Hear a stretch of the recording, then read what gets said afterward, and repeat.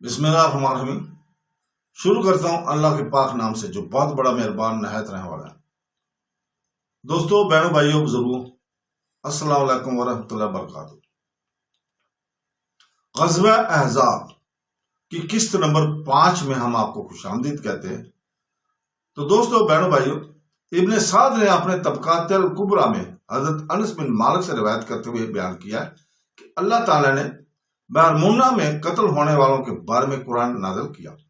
جسے بعد میں منسوخ کر دیا گیا، اور وہ اللہ تعالیٰ کا قول ہے جو اس نے دھوکہ خوردہ شہداء کی جانب سے پہنچایا ہے کہ ہماری قوم کے لوگوں کو ہماری طرف سے یہ بات پہنچا دو کہ ہم نے اپنے رب سے ملاقات کی ہے اور وہ ہم سے راضی ہو گیا ہے اور ہم اس سے راضی ہو گئے ہیں۔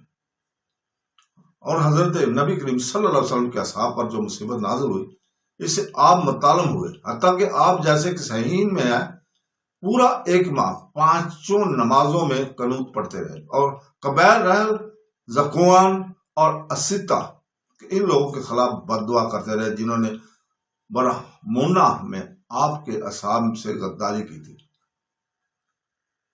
حضرت عمرو بن امیہ الزمری جب مدینہ واپس آ رہے تھے تو وادی کنات میں مدینہ کے قلعہ پر آپ بنی گلاب کے عامر بن الطفیل کا قبیلہ کے 2 آدمیوں سے ملے۔ پس آپ نے ان کے قریب ہو کر ان دونوں کو قتل کر دیا، اور آپ کا خیال تھا کہ ان دونوں نے شورش پسندی کی ہے۔ آپ نے یہ کام کیا، مگر آپ کو معلوم نہ تھا کہ حضور پاک صلی اللہ علیہ وسلم ان دونوں کو امان دے چکے تھے۔ اس لیے جب آپ نے رسول پاک صلی اللہ علیہ وسلم کو ان دونوں کے قتل کے بارے میں بتایا تو آپ نے فرمایا تو انہیں بہت برا کیا ہے، انہیں میری طرف سے امان اور پناہ حاصل ہو گئی تھی، میں ضرور ان دونوں کی دعوت دوں گا۔ پھر آپ نے عہدہ امان کے قانون کی تنفیذ کرتے ہوئے جو قبائل عرب پر حاوی تھا، ان دونوں کے وید ان کی مشرق قوم کو بھجوا دی، اور ابو برار عامر بن مالک اپنے بھتیجے عامر بن الطفیل کے فعل سے متعلم ہوا، اور اس عہد شکن شیطان کے ہاتھوں حضور پاک صلی اللہ علیہ وسلم کے اصحاب کو جو تکلیف پہنچی وہ اس پر گراں گزری، حتیٰ کہ ابو برا جیسا کہ ابن برہان اور دین نے بیان کیا، اپنے بھتیجے کی اس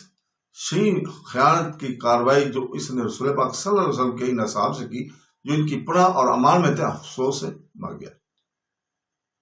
اور تاریخ نے بیان نہیں کیا کہ ملاحب السنتا کہ قبیلے نے اپنے سردار کے خیال کو جو عامر بن الطفیل اور اس کی قوم سے انتقام لینے کا خیال تھا رد کیا ہو۔ ہاں، ابن ابی برا، اس کا نام ربیہ تھا، نے اپنے باپ کے شرف کے لیے عہد شکنی شیطان عامر بن الطفیل سے انتقام لینے کا ارادہ کیا، اور اس کی قوم کی مجلس میں اس کے قتل کے ارادے سے اس پر نیزے سے حملہ کیا،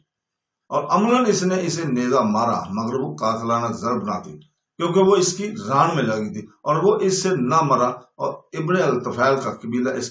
کے امزاد کے درمیان حائل ہو گیا کہ وہ اسے دوسری سیدھی ضرب نہ لگائے، اور انہوں نے ایسا کرنے سے قبل اسے گرفتار کر لیا، اور عامر بن الطفیل سے کہنے لگے اس سے قصاص لو۔ اس نے یہ کہتے ہوئے انکار کیا کہ اگر میں مر گیا تو میرا خون میرے چچا یعنی ملحب ابو ہرا کے لیے ہوگا۔ اور اصحاب سیر نے روایت کی ہے کہ یہ ربیہ بن مالک حضور پاک صلی اللہ علیہ وسلم کے پاس اپنے افسوس کے اظہار کے لیے آیا تھا، کیونکہ آپ کے اصحاب کو اس کے باپ کی امان میں تکلیف پہنچی تھی، اور آپ سے کہنے لگا اگر میں عامر بن الطفیل کو تلوار یا نیزہ ماروں تو کیا میرے باپ سے یہ خیانت دور ہو جائے گی؟ آپ نے فرمایا ہاں، تو اس نے اسے نیزہ مارا جیسا کہ پہلے ہم بیان کر چکے ہیں۔ اس طرح اللہ تعالیٰ نے مصائب العلام کی بھٹیوں میں ڈال کر اس امت کے مخلص لوگوں کی آزمائش کی، اور انہوں نے ان کٹھن حالات میں 70 جوانوں کو کھو دیا جن کی انہیں بہت ضرورت تھی، لیکن اس آزمائش کی تسلسل نے اسے حق پر ثابت قدم رہنے اور باطل کے مقابلے میں ڈٹ جانے میں مزید بڑھا دیا، اور اس آزمائش سے اللہ کا بھی ان سے یہی مقصد تھا۔ اللہ تعالیٰ فرماتا ہے قرآن پاک میں، جس کا ترجمہ ہے کیا تم خیال کرتے ہو کہ تم جنت میں داخل ہوں گے ابھی تمہارے پاس اپنے سے گزشتہ لوگوں کی مثالیں نہیں ہیں، ان کو بھوک اور تنگی نے چھوا، حتیٰ کہ رسول پاک اور اس کے ساتھ جو لوگ تھے کہنے لگے اللہ کی مدد کب آئے گی؟ آگاہ رہو، بلا شبہ اللہ کی مدد قریب ہے۔ جس وقت 70 آدمیوں کے قتل کی وجہ سے جو غداری سے قبائل سلیم کے ہاتھوں اپنی موت سے دوچار ہوئے تھے، مدینہ پر غم اور افسوس کے بادل چھائے ہوئے تھے، اسی وقت مدینہ کو غداری کے ایک دوسرے غم انگیز واقعہ کی اطلاع ملی، جس میں حضور پاک صلی اللہ علیہ وسلم کے بہترین اصحاب میں سے مخلص لوگ اس کی قربانی بن گئے۔ اور غداری کا یہ واقعہ مکمل طور پر برہمونہ کے واقعہ سے مشابہت رکھتا ہے۔ مسلمانوں کو غداری کے اس واقعہ سے پالا پڑا ہے۔ اس میں اسلامی پڑاؤ نے برہمونہ میں 70 شہیدوں کو کھویا اور یہ واقعہ نجدی قبائل کے ہاتھوں پیش آیا۔ اور اب ہم جس واقعہ کو یہاں بیان کرنے والے ہیں وہ حجازی قبائل اور بلزات حرم کے پڑوسیوں کی طرف سے ہوا ہے، اور یہ دوسرا واقعہ ہے۔ اگرچہ اس میں مقتولون کی تعداد برہمونہ کے مقتولین سے کم ہے، مگر عہد شکنوں نے اس میں نہایت گھٹیا قسم کی خیانت کی مثال قائم کی ہے۔ اور اس کی تفصیل یہ ہے کہ افل اور القارات جو الحنون اور بن خزیمہ بن مدرکہ سے ہیں کہ ایک وفد ماہ سفر میں حضور پاک صلی اللہ علیہ وسلم کے پاس آیا، اور یہ وہی مہینہ ہے جس میں برہمونہ کا واقعہ پیش آیا تھا۔ انہوں نے آپ کے سامنے اظہار اسلام کیا اور آپ سے گزارش کی کہ آپ ان کے ساتھ اپنے معلم اصحاب کا ایک ڈیلیگیشن بھیجیں تاکہ وہ انہیں دین اسلام کی تعلیم دیں۔ انہوں نے کہا یا رسول اللہ، ہم مسلمان ہیں، ہمارے ساتھ اپنے اصحاب میں سے کچھ لوگ بھیجیں جو ہمیں سمجھائیں اور ہمیں قرآن پاک پڑھائیں اور ہمیں احکام اسلامی کی تعلیم دیں۔ رسول پاک صلی اللہ علیہ وسلم نے ان کی گزارش کو، ان کی درخواست کو قبول فرمایا اور مطلوبہ تعلیمی ڈیلیگیشن کے ممبران کو اس کے لیے تشکیل دیا۔ حضرت مرشد بن ابی مرسا ممبران کے رئیس تھے، جن میں مشہور تیر انداز ہیرو حضرت عاصم بن ثابت بن السلام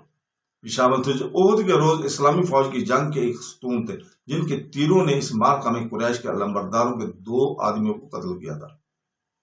اس تعلیمی وفد نے جنوب کی طرف مکہ کی جانب منہ کیے مدینہ تو رسول صلی اللہ علیہ وسلم کو چھوڑا، اور اس کے ساتھ وہ غدار وفد بھی تھا جو مدینہ میں اظہار اسلام کرنے کے لیے آیا تھا۔ اور جب یہ لوگ ایک جگہ پہنچے جسے ذات الارجی کہا جاتا ہے،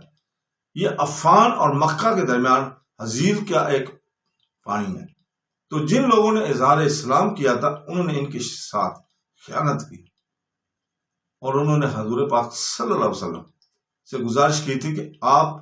انہیں ان کی قوم کی طرف اسلام کی تعلیم دینے کے لیے بھیجیں۔ اس جگہ ذات الارجی پر اس منطقہ کے قبائل نے جو حزیل سے تعلق رکھتے تھے نہایت گھرونی خیانت اور کمینگی کی حد درجہ گرے ہوئے صالب کی مثال پیش کی۔ تو دوستو اس جگہ پہ ہم رکتے ہیں، کل انشاءاللہ تعالی یہیں سے شروع کریں گے۔